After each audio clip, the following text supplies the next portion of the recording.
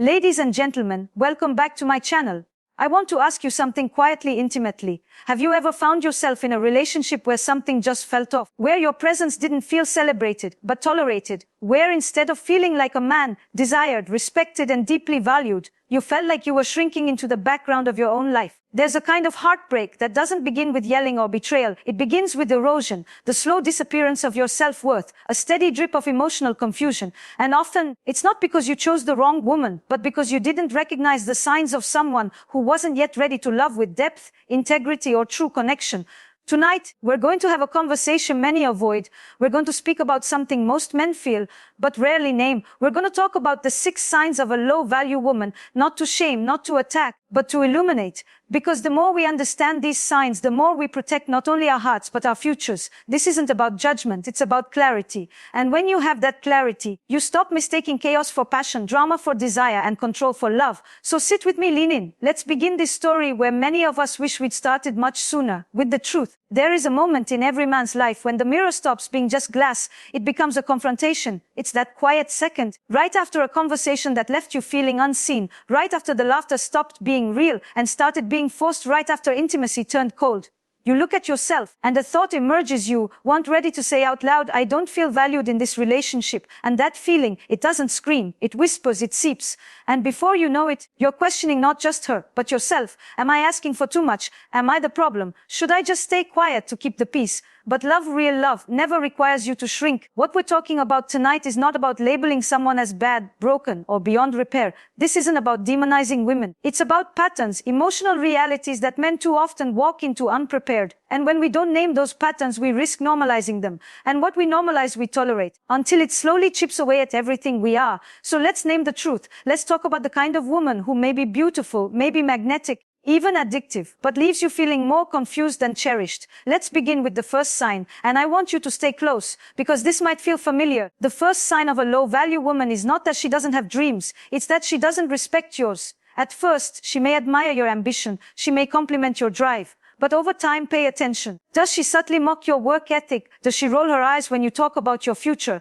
Does she interrupt your flow, make you feel guilty for staying up late to build your business, finish your project, or chase your passion? You see, a woman who is deeply insecure will often mask it with indifference or belittlement. She may call you obsessed, selfish, unavailable. But what she's really saying is, I don't know how to value your mission because I don't know how to define my own. And here's the paradox. The very thing that drew her in, your strength, your clarity, your discipline, becomes the thing she tries to dismantle, because your growth threatens her stagnation. And when one partner grows while the other resents that growth, connection becomes a battlefield. You start making yourself smaller just to make her feel safe. You avoid talking about your wins. You hide your stress. You put your dreams on the back burner, not because you lost interest, but because you're tired of the emotional punishment that follows your success. And I want to say this clearly, you were not put on this earth to apologize for your purpose. Now let's talk about the second sign. And it's one that's so insidious, many men don't see it until they're emotionally exhausted. She constantly tests your love through emotional manipulation, not communication, not vulnerability, but confusion. One day she's warm and affectionate. The next, she's cold and withdrawn. One moment, she needs you like the air. The next, she acts like you're the problem. And here's where it gets tricky. She doesn't take accountability for her behavior. Instead, she flips the script. If you ask for clarity, she says you're too sensitive. If you express frustration, she accuses you of being controlling. If you take space to think, she calls you emotionally unavailable. This isn't love, it's emotional whiplash. And I've seen this dynamic play out in couples who once had passion, chemistry, and deep desire. But when the foundation of the relationship becomes a guessing game of who you're going to wake up to each morning, it's no longer romantic. It's destabilizing. Because what's being created isn't a connection, it's dependency. You find yourself craving her approval, needing her to be in a good mood so your day doesn't fall apart. You start monitoring your own behavior just to avoid triggering her emotional volatility. And that's not love, that's control wrapped in affection. A high-value woman doesn't play games with your mind to feel powerful. She uses clarity, not confusion. She knows that love without emotional safety is simply not sustainable. But a low-value woman, she needs the upper hand. She needs to keep you off balance. Because if you were truly steady, if you truly saw her clearly, she knows she'd lose her grip. And I want to remind you, your peace is not negotiable. Your emotional sanity is not the price of intimacy. Now, I know this is hard to hear, because we don't often talk about women behaving this way. We're told to protect, to provide, to lead, but we're rarely taught how to protect ourselves emotionally. So when you find yourself constantly explaining your worth, defending your dreams, or questioning your sanity, pause, ask yourself, is this connection expanding me or shrinking me? Because love should never feel like a survival strategy. Stay with me. There are more signs we need to uncover, each one more revealing than the last. But for now, just breathe. You're not crazy. You're not weak. You're just waking up. And that is the most powerful thing a man can do. There's a silence that lives inside relationships like this, a silence you can't explain to your friends, your family, not even to yourself. It's not loud. It's not obvious. It's the kind of silence that comes when your voice starts to disappear because every time you speak, it either doesn't land or it starts a war. And slowly, your needs are no longer expressed, they're swallowed. Not because they're small, but because you've learned they're unwelcome. The third sign of a low-value woman is a deep resistance to growth. Emotional, spiritual, relational. Not that she's imperfect, we all are, but that she refuses to evolve. She doesn't reflect, she deflects. She doesn't ask, how can we grow? She says, this is just how I am. Take it or leave it. At first, this may feel like confidence. She's direct, she doesn't sugarcoat. She's bold. But with time, you realize that what looked like strength was actually rigidity. She sees compromise as weakness, apologies as surrender, and conversations about feelings as unnecessary drama. You try to bring things up. You offer patience. You try every communication tool in the book. You even silence your own needs just to meet her where she is. But no matter how gently you speak or how open you are, she finds a way to make you the villain. It's always your tone, your timing, your expectations. But here's the truth, a relationship cannot thrive when only one person believes in repair. Growth in love requires humility. It requires the courage to admit I was wrong. It takes emotional maturity to say, I see how that hurt you. I want to do better. But when a woman refuses to see her own patterns, when she turns every reflection into an attack, she's not protecting herself, she's sabotaging intimacy. You start to realize that the relationship has no space for your needs unless they align with her comfort. And so you begin editing yourself, moment by moment, word by word. You learn what not to say, when not to ask, how not to feel. And in doing so, you lose parts of yourself you never meant to give up. Love, real love, does not ask you to give up your emotional truth just to keep someone from falling apart. And let's go deeper now, because the fourth sign of a low-value woman hides behind something very seductive. She makes you feel needed, but never appreciated. She's dependent on your presence, but blind to your contribution. She expects your effort, but doesn't acknowledge your sacrifice. You may be paying the bills, holding the emotional weight, being present, consistent, loyal, and yet somehow it's never enough. She sees your flaws in 4K, but your efforts in low resolution. And what's most dangerous is how she ties your worth to your performance. If you succeed, she's momentarily happy. If you fail, she's emotionally absent, or worse, condescending. You begin to feel like a machine. Perform, provide, protect. But who protects you? Who says, you've done enough today, come rest? Who notices the man behind the effort? The truth is, she doesn't see you. She sees what you do. And when that becomes the foundation of love, transaction, not recognition, you start living in performance mode. You stay not because you're loved, but because you're responsible. And that's the trap. She creates an emotional debt you can never fully repay. No matter how much you give, the emotional account is always overdrawn. And let me be clear, a woman who truly values you doesn't just admire what you do. She nurtures who you are. She thanks you for the quiet things. She holds space for your softness. She understands that strength without rest is simply exhaustion. But when you're with a woman who only notices your absence, never your presence, she doesn't value you. She uses you. And use, even wrapped in intimacy, is still exploitation. Now, the fifth sign is more subtle, more buried in the undercurrent of how she moves through life. It's a lack of gratitude paired with a sense of entitlement. You open your world to her, your time, your home, your resources, your heart. And instead of appreciation, you get expectation. She acts as though it's owed to her. That your care is a minimum standard, not an act of love. That your loyalty is not something to honor, but something to assume. She doesn't say thank you for the dinner. She doesn't acknowledge the extra effort. She doesn't notice the ways you stretch yourself to make her feel safe or seen. Because in her eyes, love is not a gift, it's a demand. But here's the paradox, the more you give, the more invisible you become. It starts small. You plan the date night, she critiques the restaurant. You buy her something thoughtful, she hints it's not her taste. You spend time just listening. She complains you're still not doing enough. And deep down, you start to feel it, that ache, that hollow place inside where appreciation used to live. Because men, yes, even the most stoic, resilient, emotionally composed men need to feel valued too. You don't need grand gestures, but a whispered thank you, a touch of the hand, a look that says, I see you. These are not luxuries. They are emotional oxygen. And when you're with someone who doesn't give that, you begin to suffocate in silence. So many men I've worked with didn't leave relationships because of arguments or infidelity. They left because they became invisible. Not to the world, but to the person they gave their heart to. And I want to tell you something. With all the warmth in my voice, you deserve to be seen. Not for your achievements, not for your strength, but for your humanity, for your fears, for your imperfections, for the effort you put into love, even when no one's watching. Because that, my dear men, is not weakness. It is your beauty. And I want you to feel into that. To hold that truth in your chest, that you do not need to keep proving your value to someone who refuses to see it. You do not need to fight for a love that leaves you starving. You are not too much. You are not too soft. You are simply ready for a connection that nourishes you as deeply as you nourish it. And as we move forward, I invite you to stay curious, not about how to fix her, but about how to return to yourself. There's a moment, usually quiet, almost always unspoken, when a man realizes that he has been loyal to a relationship that hasn't loved him back, not in the way he gives, not in the way he hopes, not in the way he deserves. He may still sleep beside her. He may still say the words, but somewhere deep in his soul, something turns. And it's not bitterness, it's not even anger, it's resignation, because he's tired of proving, of fixing, of showing up with hands full and watching her focus on what's missing instead of what's already there. That right there is the death of emotional intimacy. And it brings us to the sixth and final sign, perhaps the most dangerous of all. She uses her wounds as weapons, not her story, not her pain, but her unhealed trauma weaponized. She doesn't process. She projects, and instead of seeking healing, she seeks control.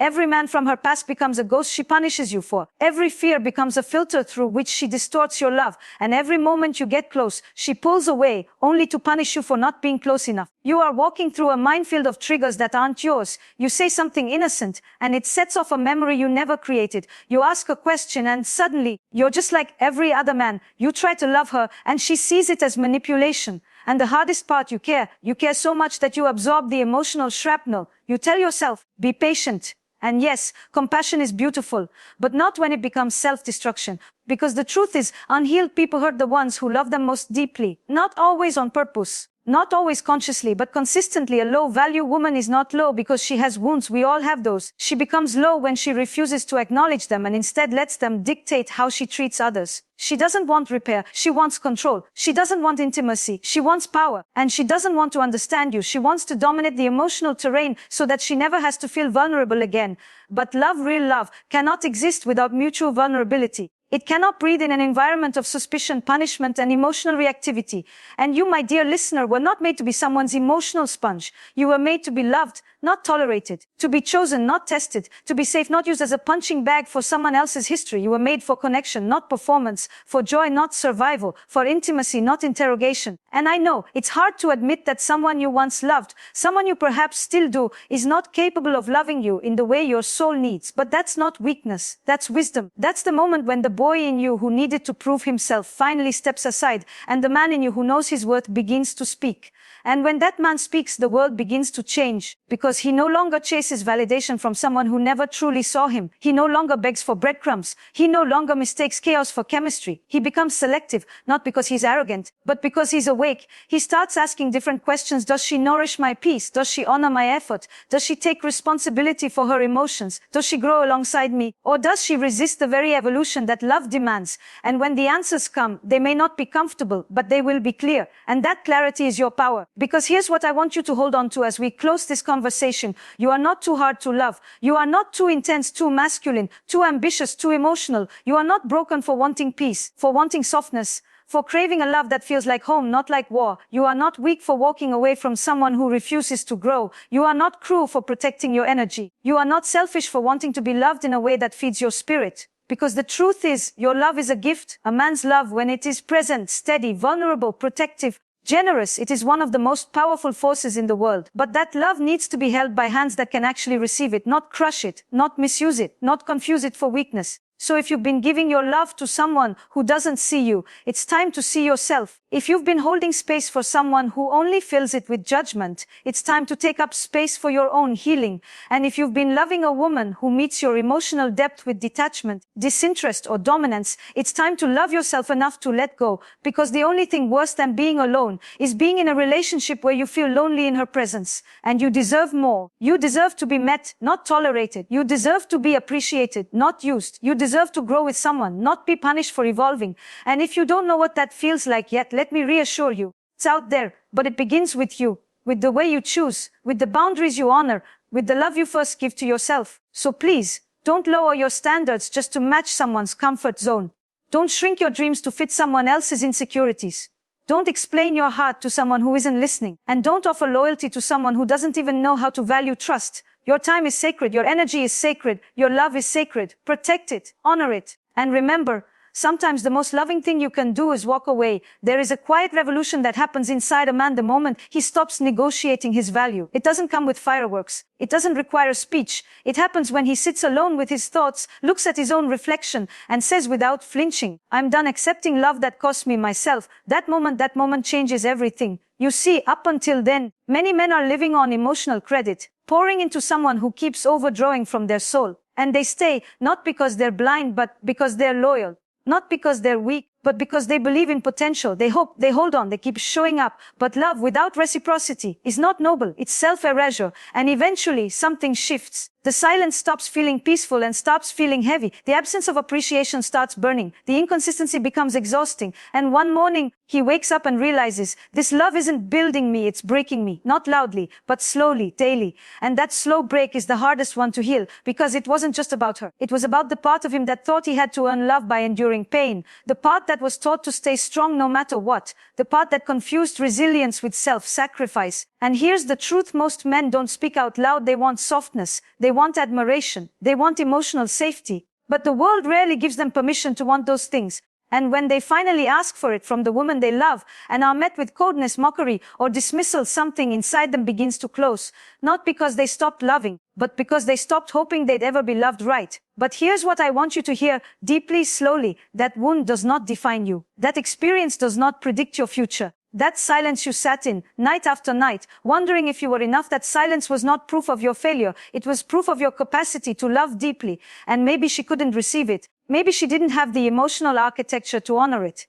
Maybe she hadn't done the work to hold that kind of intimacy. That doesn't make you foolish. That makes you brave. Because loving fully is never foolish. Choosing someone who didn't know how to choose you back, that's not a flaw. That's part of becoming, part of learning. And now you know better, not just about her, but about yourself. You now know what your body feels like when it's constantly on guard. You now know what your mind does when it's in a state of emotional survival. You now know what it costs to keep loving someone who weaponizes your care, but you also now know the signs, the shifts, the truths. You now recognize that validation can never be found in someone else's lack of self-awareness. That you cannot fix, rescue, or carry someone into their own healing. That love, to thrive, must come from mutual responsibility, not imbalance. And slowly, as this truth lands in your bones, a different version of you starts to emerge. He's calmer, quieter, more discerning. He doesn't chase attention. He observes behavior. He doesn't rush to prove himself. He lets his consistency speak. He doesn't beg for emotional crumbs. He expects a table, a meal, and a seat where his presence is cherished, not tolerated. This man is not harder. He is clearer. He doesn't wear his pain as armor. He transforms it into wisdom. He doesn't view women with suspicion. He simply refuses to be the bandage for another person's bleeding wounds. And maybe, just maybe, for the first time in his life, he starts to love himself the way he once begged someone else to. He protects his energy, he honors his peace. He chooses connections that breathe oxygen into his soul, not chaos into his mind. And in that space, he no longer feels lonely when alone, because solitude, when chosen from a place of self-worth, is no longer a punishment. It becomes a return to himself, a return to his values, a return to a kind of love that doesn't demand sacrifice, but inspires wholeness. And that right there is where everything begins to change, because he starts to attract differently, not from lack, but from abundance, not from desperation, but from groundedness. He begins to see women clearly, not through the lens of fantasy or fixation, but from a place of clarity and shared values. He stops being drawn to chaos disguised as passion. He stops romanticizing inconsistency. He stops explaining away red flags with hope. Instead, he holds space for the kind of woman who sees him, not for what he provides, but for who he is when he's not performing. A woman who listens to his silence, honors his emotions, values his vision. She doesn't punish him for his masculinity. She respects it. She doesn't see his strength as a threat. She softens into it. She doesn't fear his boundaries. She honors them because she has her own. And when that man who once doubted his worth meets that woman who knows her own, they don't fall into love. They build it gently, deliberately, day by day. But that future, that relationship, that partnership, it all begins with a decision to stop loving people who treat your heart like a battlefield, to stop fighting for validation that should be freely given, to stop calling it love when it feels like survival. Because the man you're becoming, he doesn't need saving. He needs space to thrive. There comes a moment, not in a loud confrontation, not in a dramatic goodbye, but in the silence of your own soul, when you finally say no more, not out of anger, but out of clarity, out of reverence for the man you've become, for the boy inside you who wanted to be enough, for the future you deserve to experience with someone who doesn't require your suffering in exchange for their love. That moment is sacred, and for so many men, that moment has been delayed, not because they didn't know the truth, but because they were afraid of it. Afraid of what life would look like if they stopped making excuses for her behavior. Afraid of the grief that would come once they admitted how little they'd been loved in return. But grief, my dear friend, is not your enemy. Grief is proof that you showed up, that you invested, that you believed. It's the tax your heart pays for its courage. And in that grieving, you begin to see things clearly. You see how much energy you spent just trying to be seen. You see how much softness you gave, hoping it would awaken hers. You see how often you made her peace your responsibility while neglecting your own. And you forgive yourself, not because you were wrong to love, but because you stayed too long in a place that only knew how to love you conditionally. You start to rewrite the story, not the one she told you, the one you tell yourself, the one where your needs matter, where your boundaries are not selfish but sacred, where your softness is not weakness but the deepest kind of strength, the one where your love is not a burden but a blessing waiting for someone who knows how to receive it. And when you begin to live from that story, your life changes, not overnight, but moment by moment. You walk into rooms differently, not with arrogance, but with calm, with groundedness. You don't need to be seen to know your worth. You don't need to be chased to feel desired. You don't need chaos to feel alive. Because now you understand that love is not meant to be earned through sacrifice. It is meant to be exchanged freely, intentionally, respectfully. You no longer see love as something to survive, but as something to build. You look at your past, not with regret, but with reverence. You thank the version of you who held on, who tried, who fought. And you honor the version of you that finally let go, because letting go is not failure, it's freedom. And in that freedom, something sacred happens. You reconnect with yourself. You remember what peace feels like, what laughter sounds like when it's not followed by tension, what intimacy feels like when it's safe, not conditional, what mornings feel like when you wake up beside someone who's not just present, but emotionally available. And maybe you're not there yet. Maybe you're still healing. Still remembering, still trying to believe that you're worthy of a different kind of love. That's okay. Healing isn't linear, it's messy. It comes in waves. It whispers before it roars. It teaches you that sometimes the most radical thing you can do is be patient with yourself, because you didn't lose her, you found yourself. And what a beautiful reunion that is. So if you're watching this and your heart is beating a little faster and your eyes are holding back a truth you've been trying to avoid, let this be the moment. The moment you stop settling for love that costs you your dignity. The moment you stop confusing pain with passion. The moment you say yes, not to her, not to them, but to yourself. Because the man who chooses himself is not walking away, he's walking home. And what waits for you there? Peace, pride, power, and love, the kind that feels like exhale, not exhaustion. You see, you didn't come this far to keep chasing women who only value what you do, not who you are. You didn't heal just to be hurt again by the same pattern with a different name. You didn't awaken just to fall back asleep in someone else's dysfunction. You came this far to become a man who lives by his values, loves with open hands, and walks away when his soul starts shrinking. You came this far to create a love story that reflects your worth, not your wounds. So now, you breathe, you exhale the past, you release the illusions, you reclaim your time, your peace, your strength, and when you're ready, you'll love again, but this time differently. Not from fear, but from fullness, not to fix someone, but to grow with them, not to be validated, but to be met, because you are no longer available for relationships that drain your spirit. You are no longer accessible to people who confuse attention with affection. You are no longer interested in playing emotional babysitter to someone who refuses to mature. You are ready, not just for love, but for partnership, for alignment, for connection that deepens you instead of depleting you. And when you meet her, when she comes, she will not need convincing. She will not punish your presence. She will not see your love as something to manipulate, but something to honor. And when that happens, you'll look back on this moment, not with bitterness, but with gratitude. Because this was the beginning of everything. So here's what I want you to do. If this message spoke to something inside you, leave a comment. Let me know what part of your heart this touched. And if you're still in it, if you're still processing, if you're still holding your breath, breathe here. You're safe now. And if you found value in this, share it with someone who might need the reminder. There is no shame in wanting more. There is no guilt in expecting respect. There is no weakness in walking away from a woman who doesn't love you with integrity.